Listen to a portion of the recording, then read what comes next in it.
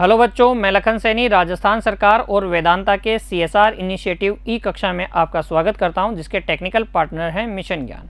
बच्चों, हम पढ़ रहे हैं कक्षा 10 की गणित की पाठ्य पुस्तक का अध्याय 1 वास्तविक संख्याएं, जिसके भाग 6 के अंतर्गत आज हम चर्चा करेंगे अपरिमेय संख्याओं की।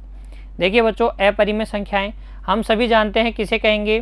वे वास्तविक संख्याएं, परिमेय और अपरिमेय संख्याएं मिलकर क्या बनाती हैं, वास्तविक संख्याएं। अब उनमें से वे वास्तविक संख्याएं जिन्हें P/Q के रूप में नहीं लिखा जा सकता, अपरिमेय संख्याएं कहलाती है। जहां P और Q क्या हैं, पूर्णांक संख्याएं, अर्थात जिनको हम पूर्णांक बटे पूर्णांक के रूप में नहीं लिख सकते, उनको हम कहते हैं अपरिमेय संख्याएं। जिनको हम पूर्णांक बटे पूर्णांक के रूप में लिख सकते हैं, P/Q के रूप में लिख सकते हैं, उन्हें हम कहते हैं परिमेय संख्याएं। अब देखते हैं बच्चों, अपरिमेय संख्याओं से संबंधित एक बहुत ही महत्वपूर्ण प्रमेय हमारी पाठ्य पुस्तक की प्रमेय संख्या 1.3 क्या है। देखिए, मान लीजिए P एक अभाज्य संख्या है, तब यदि P को विभाजित करती है तो P A को भी विभाजित करती है, जहां A क्या है, एक धनात्मक पूर्णांक। किसी भी धनात्मक पूर्णांक के वर्ग को यदि कोई अभाज्य संख्या विभाजित करती है तो वह अभाज्य संख्या उस धनात्मक पूर्णांक को भी विभाजित करेगी। उदाहरण के माध्यम से समझिए बच्चों, कोई एक पूर्ण वर्ग संख्या सोच लीजिए, जैसे कि 6 का वर्ग हमने सोच लिया 36। अब 36 का अभाज्य गुणनखंडन कीजिए, 36 का अभाज्य गुणनखंडन कीजिए। 2 का भाग लगाएंगे 18 आ जाएगा, 2 का भाग लगाएंगे 9 आ जाएगा, 3 का भाग लगाएंगे 3 और 3 का भाग लगाएंगे 1। तो देखिए, ये जो 36 है ना, 6 का स्क्वायर अर्थात 36 2 से विभाजित होता है, 2 से विभाजित होता है। तो फिर बच्चों, ये जो 6 है ना, 6 ये भी 2 से विभाजित होगा। मेरी बात समझ में आई। अगर किसी धनात्मक पूर्णांक का वर्ग किसी अभाज्य संख्या से विभाजित हो रहा है तो फिर वह संख्या खुद भी क्या होगी, उस अभाज्य संख्या से विभाजित अवश्य होगी। यही है प्रमेय संख्या 1.3। और संख्याओं को अपरिमेय सिद्ध करने में इसी प्रमेय का बहुत ही बड़ा बच्चों क्या है, उपयोग है, बहुत ही बड़ा इसका रोल है अपरिमेय सिद्ध करने में। आइए प्रमेय संख्या 1.4 देखें और इस प्रमेय के उस उपयोग को भी समझें। देखिए, प्रमेय संख्या 1.4 क्या है।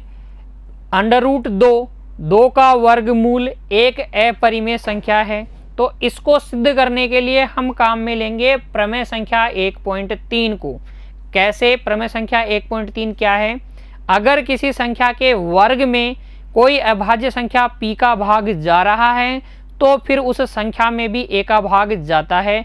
अर्थात अगर बच्चों मैं ये कहना चाह रहा हूँ, अगर A स्क्वायर क्या है, A स्क्वायर किसी संख्या B का गुणज है, तो फिर A भी क्या होगा, B का गुणज होगा। या फिर मैं ऐसे कह सकता हूं, अगर B जो है A स्क्वायर का गुणनखंड है तो फिर B A का भी गुणनखंड होगा। यह है प्रमेय संख्या 1.3 और इसकी सहायता से हम सिद्ध करेंगे प्रमेय संख्या 1.4 को। प्रमेय संख्या 1.4 क्या है, √2 एक अपरिमेय संख्या है। आइए देखते हैं बच्चों, इसको अपरिमेय कैसे सिद्ध करेंगे। हल में हम लिखेंगे सर्वप्रथम हम लिखेंगे माना √2 एक परिमेय संख्या है। अब देखिए बच्चों, हमें अपरिमेय सिद्ध करना है और हमने उल्टा मान लिया है, परिमेय मान लिया है। इस विधि को हम कहते हैं विरोधाभास विधि। जिस विधि से मैं इसको सिद्ध करने वाला हूँ उसे कहूँगा विरोधाभास विधि। क्योंकि हम उल्टा मानेंगे और उल्टा मानने के कारण हमारे पास एक कॉन्ट्राडिक्शन आ जाएगी, एक विरोधाभास आ जाएगा, जिसके कारण हम कहेंगे कि जो हमने माना है वही गलत था। देखिए कैसे, हमने इसको मान लिया एक परिमेय संख्या, अपरिमेय सिद्ध करना है, परिमेय मान लिया। अच्छा परिमेय मान लिया, अतः फिर तो हम इसको P/Q के रूप में लिख सकते हैं। Q जहाँ 0 नहीं होगा लिख सकते हैं। जहाँ बच्चों P तथा Q क्या होता है, P तथा Q दोनों क्या हैं, दोनों पूर्णांक हैं। अरे भाई परिमेय हैं, परिमेय है, तब हम इसे पूर्णांक बटे पूर्णांक के रूप में लिख पाएंगे ना। आपने इसको परिमेय माना है तो ये लिख पाओगे। अच्छा यदि देखिए, यदि P तथा Q में कोई उभयनिष्ठ गुणनखंड है तो रूट 2 को हम लिख सकते हैं A/B के रूप में, A/B के रूप में। देखिए जैसे कि आपके पास लिखा हुआ है 8/64, ठीक है, तो P/Q के रूप में है ना, देखो पूर्णांक बटे पूर्णांक के रूप में है। लेकिन हम क्या कर सकते हैं, अभी इसको काट पीट के जैसे 8 से काटेंगे तो 1/8 लिख सकते हैं ना, सरलतम रूप में लिख सकते हैं। ऐसे ही अगर P और Q में कोई उभयनिष्ठ गुणनखंड है, जब आपने इसको P/Q के रूप में लिखा और उभयनिष्ठ गुणनखंड आ गया होगा तो हम उसको सरलतम रूप में लिख सकते हैं। तो P/Q को सरलतम रूप में हमने लिख दिया A/B। याद रखिए अब जो है A और B में कोई भी उभयनिष्ठ गुणनखंड नहीं है, तो इसलिए लिख दूंगा मैं जहां A तथा B सह अभाज्य है, ठीक है। जब आप सरलतम रूप में लिखते हैं तो उनमें कोई भी उभयनिष्ठ गुणनखंड नहीं होता है। वे संख्याएं जिनमें कोई भी उभयनिष्ठ गुणनखंड नहीं होता है, अर्थात जिनका HCF 1 आता है, क्या कहलाती हैं बच्चों, सह अभाज्य संख्याएं कहलाती हैं। तो ये A और B में अब कोई भी उभयनिष्ठ गुणनखंड नहीं है। फिर देखिए ये बटे वाला B इधर आके जब गुणा होगा तो ये हो जाएगा A बराबर √2 गुणा B, ठीक है। वर्ग करने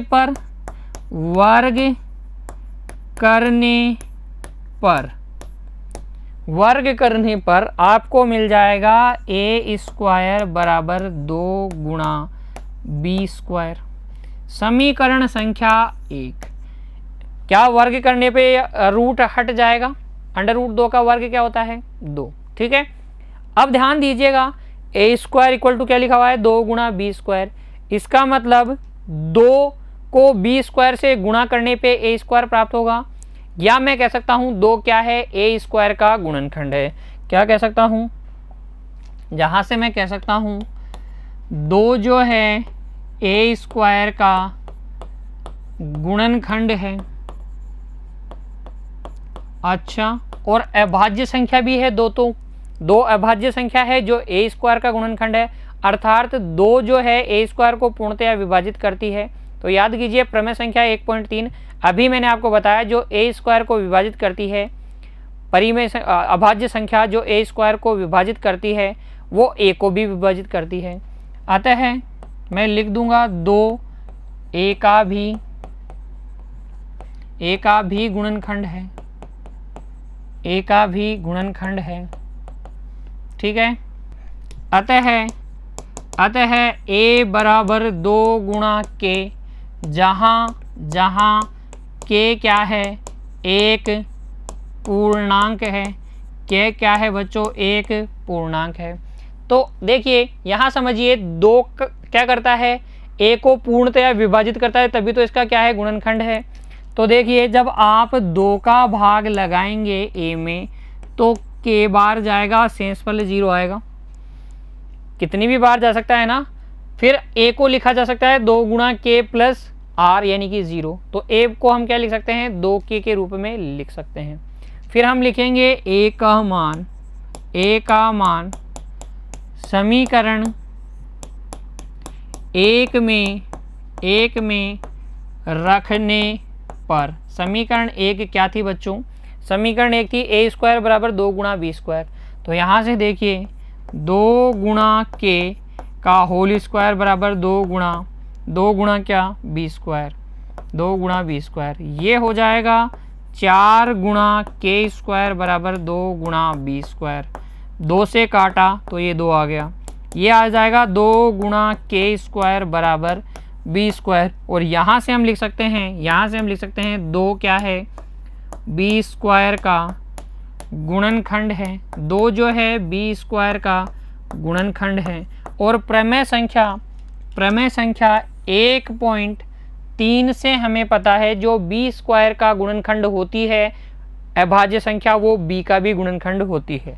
इसलिए मैं लिख दूंगा 2 जो है b का भी गुणनखंड है, b का भी गुणनखंड है। ठीक है, अब इन दोनों लाइनों को ध्यान दीजिएगा बच्चों।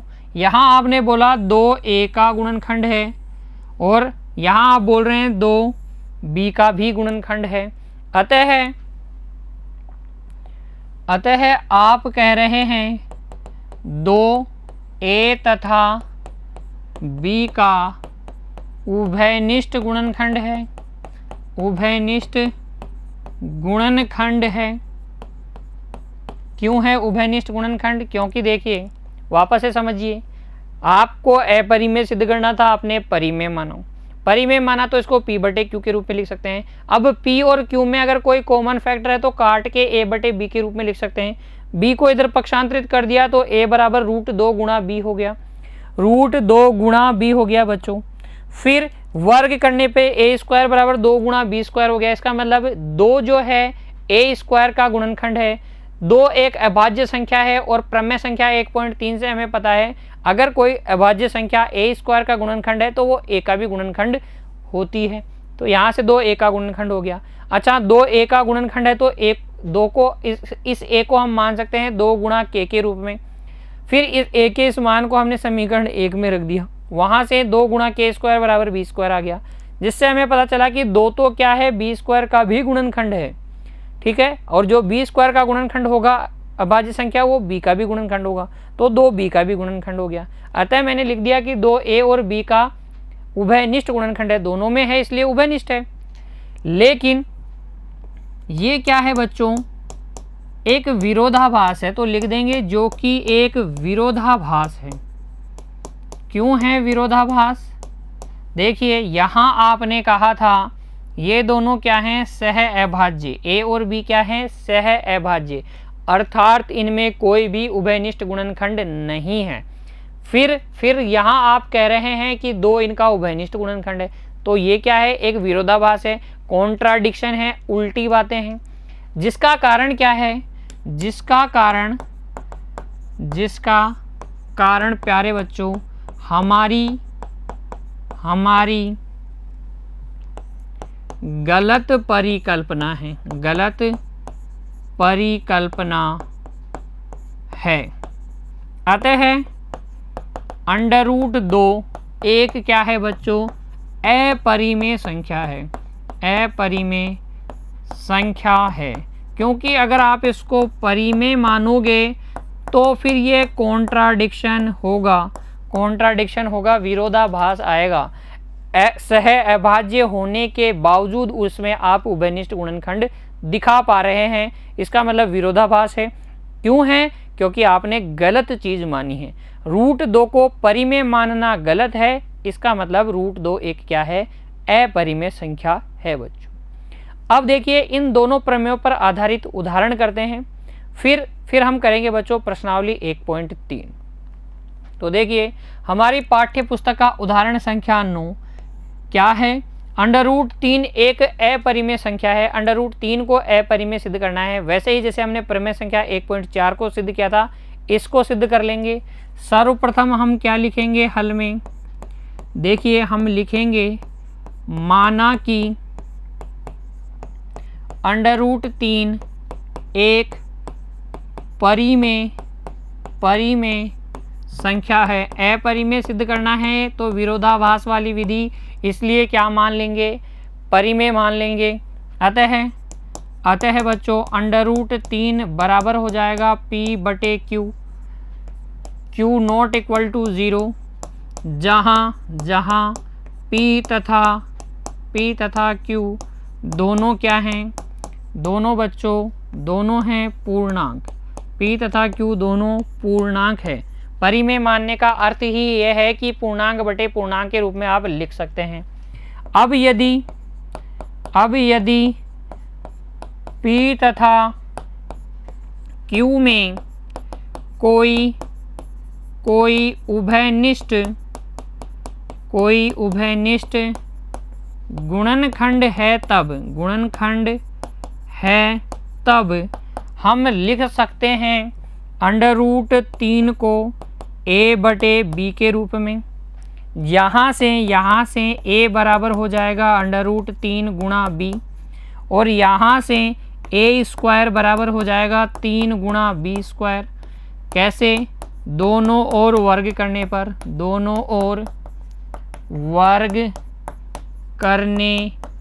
पर आपको ये मिल जाएगा।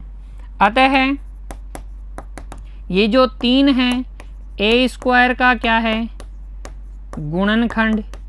जो a स्क्वायर का गुणनखंड होती है अभाज्य संख्या, वो a का भी गुणनखंड होती है प्रमेय संख्या 1.3।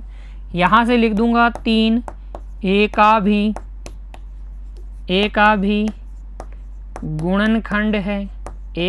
गुणनखंड है, फिर देखिए 3 a का भी गुणनखंड है, अतः माना कि a बराबर 3 गुणा k मान सकते हैं।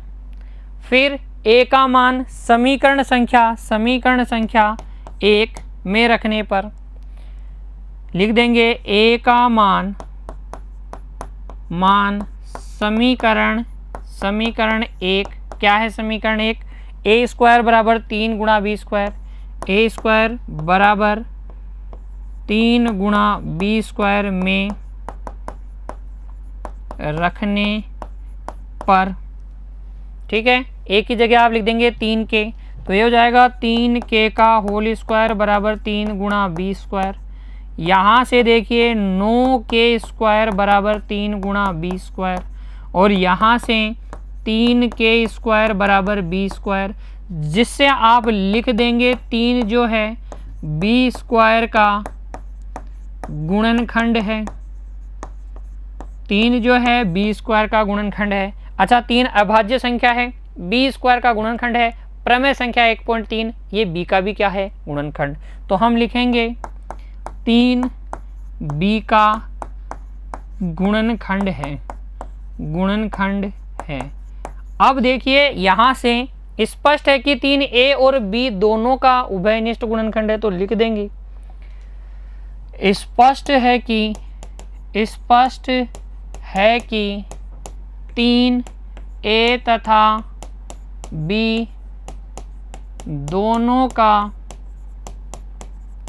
उभयनिष्ठ गुणनखंड है। 3 जो है a तथा b दोनों का उभयनिष्ठ गुणनखंड है। फिर देखिए हम लिखेंगे जो कि एक विरोधाभास है,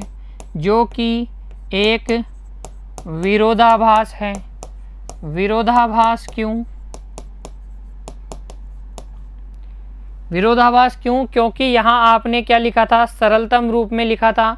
लिख भी देंगे जहाँ a तथा b सह अभाज्य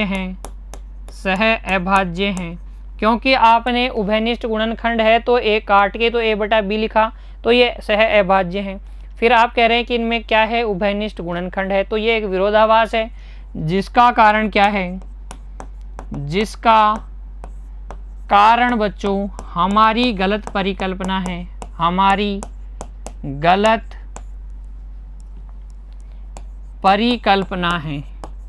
और हमारी परिकल्पना क्या थी, हमारी परिकल्पना थी कि रूट 3 एक परिमेय संख्या है। अतः हम लिख देंगे रूट 3 एक अपरिमेय संख्या है। इसी प्रकार से अगर आपसे पूछे सिद्ध कीजिए √5 एक अपरिमेय संख्या है, कर देंगे आप? सिर्फ 3 की जगह 5 लिखना है। √7 पूछे, √11 पूछे, अर्थात अंडर रूट में कोई संख्या आपको दी जाए और पूछे कि ये सिद्ध कीजिए कि ये एक अपरिमेय संख्या है, तो आपको यही विधि काम में लेनी है। सर्वप्रथम उसको परिमेय मानना है, P/Q के रूप में लिखना है। कोई अगर उनमें उभयनिष्ठ गुणनखंड है तो फिर आप उन्हें सरलतम रूप में A/B के रूप में लिख सकते हैं, जहाँ जहाँ A और B दोनों क्या हैं, सह अभाज्य हैं। फिर आप इस तरीके से B का पक्षांतरित कर दीजिएगा दोनों और वर्ग करके समीकरण 1 बना लीजिएगा। वहाँ से आपको मिल जाएगी एक अभाज्य संख्या A² का गुणनखंड, तो फिर वो A का भी गुणनखंड। फिर उसको आप मान लेंगे 3 के या उस संख्या के गुणन के रूप में, 3 गुणा K के रूप में मान लेंगे या उस संख्या गुणा K के रूप में मान लेंगे। फिर A का मान आप समीकरण 1 में रख देंगे तो B² का गुणनखंड वह संख्या आ जाएगी। फिर वो B का भी गुणनखंड होगी, यानी कि आपको A तथा B का एक उभयनिष्ठ गुणनखंड मिल जाएगा, जबकि आपने क्या कहा था कि सह अभाज्य है। ये एक विरोधाभास होगा जिसका कारण हमारी गलत परिकल्पना है बच्चों, और इससे सिद्ध हो जाएगा कि दी गई संख्या क्या है, अपरिमेय संख्या है। तो अंडर रूट में कोई संख्या दी जाए इस प्रकार की तो आपको घबराने की जरूरत नहीं है, आप आसानी से उसको अपरिमेय सिद्ध कर सकते हैं। फिर देखिए अगला उदाहरण संख्या 10। यहाँ आपसे क्या कहा गया है, दर्शाइए कि 5 - √3 एक अपरिमेय संख्या है। अपरिमेय सिद्ध करने पर यह दूसरे तरीके का प्रश्न है बच्चों। अंडर रूट वाली संख्या के साथ कोई दूसरी संख्या दी गई है प्लस में, गुणा में, भाग में, तब हम क्या करते हैं। देखिए इस प्रकार के प्रश्नों को हल करने के लिए हम लिखेंगे वही, माना कि 5 - √3 एक क्या है, परिमेय संख्या है। इसको आप परिमेय संख्या मान लो। अतः 5 - √3 बराबर क्या हो जाएगा, P/Q। Q जहाँ 0 नहीं होगा लिख देंगे, जहाँ P तथा Q दोनों क्या हैं, दोनों पूर्णांक हैं। अब आपको काम थोड़ा अलग करना है, यहाँ तक का काम तो सेम ही है। अब आपको क्या करना है, जो वर्गमूल के अंदर संख्या दी गई है उसको पृथक कर लेना है। तो यहाँ से देखिए 5 - P/Q बराबर हो जाएगा √3, बराबर हो जाएगा √3। एलसीएम लेके जब आप हल करेंगे तो हो जाएगा 5Q - P/Q बराबर √3, बराबर √3। देखिए ये P और Q क्या है, पूर्णांक। 5 से गुणा करेंगे पूर्णांक को पूर्णांक आएगा, उसमें से पूर्णांक माइनस भी करेंगे तो भी पूर्णांक आएगा, क्योंकि पूर्णांक संख्याएं क्या होती हैं, गुणन के लिए संवृत होती हैं, योग के लिए संवृत होती हैं और व्यवकलन के लिए भी क्या होती हैं, संवृत होती हैं। अर्थात पूर्णांक संख्याओं को चाहे जोड़ें, घटाएं या गुणा करें, आपको एक नई पूर्णांक संख्या मिल जाती है।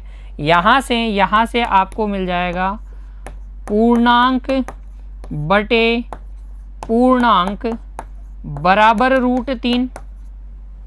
अर्थात बच्चों आप कह रहे हैं √3 को आप पूर्णांक बटे पूर्णांक के रूप में लिख दिए, अतः आप कह रहे हैं √3 एक परिमेय संख्या है। अभी तो अपरिमेय सिद्ध किया था उदाहरण संख्या 9 में, और यहाँ आप कह रहे हैं √3 एक परिमेय संख्या है और √3 को परिमेय कह रहे हैं, इसका मतलब ये विरोधाभास है, विरोधाभास है ना। इसलिए हम लिखेंगे जो कि एक विरोधाभास है। और कारण क्या होता है विरोधाभास का, आपने कुछ ना कुछ क्या किया है, गलत किया है। जिसका कारण क्या है, जिसका कारण बच्चों यहाँ पर हमारी गलत परिकल्पना है, गलत परिकल्पना हाइपोथेसिस है। और हमारी परिकल्पना क्या थी, हमने क्या माना था, इसको परिमेय माना था, तो ये तो गलत है। अतः 5 - √3 एक क्या है बच्चों, अपरिमेय संख्या, एक अपरिमेय संख्या है। 5 माइनस अंडर रूट 3 एक अपरिमेय संख्या है। इस प्रकार से आप उदाहरण संख्या 10 को हल करेंगे। ये अपरिमेय सिद्ध करने पर दूसरे तरीके का प्रश्न हो गया। फिर देखिए अगला उदाहरण संख्या 11। यहाँ पर आपसे कहा गया है दर्शाइए कि 2 गुणा अंडर रूट 3 एक अपरिमेय संख्या है। वैसे ही करेंगे जैसे उदाहरण संख्या 10 को किया है। तो हल में लिखेंगे सर्वप्रथम माना कि 2 गुणा अंडर रूट 3 एक परिमेय संख्या है। इसको हमने एक परिमेय संख्या मान लिया, अतः इसको आप लिख देंगे P/Q के रूप में, जहाँ Q 0 नहीं है। P तथा Q दोनों क्या हैं? P तथा Q दोनों पूर्णांक हैं। दोनों क्या हैं? पूर्णांक हैं। यहाँ से अंडर रूट 3 बराबर आ जाएगा P/2Q, अर्थात रूट 3 बराबर आ जाएगा पूर्णांक बटे पूर्णांक। अर्थात बच्चों अंडर रूट 3 आ जाएगी एक परिमेय संख्या। एक परिमेय संख्या है। अंडर रूट 3 एक परिमेय संख्या है, जो कि क्या है? जो कि एक विरोधाभास है, क्योंकि ये तो अपरिमेय होती है। हमें सबको पता है अपरिमेय है रूट 3। तो रूट 3 को परिमेय आना क्या है? एक विरोधाभास है, जिसका कारण क्या है बच्चों? हमारी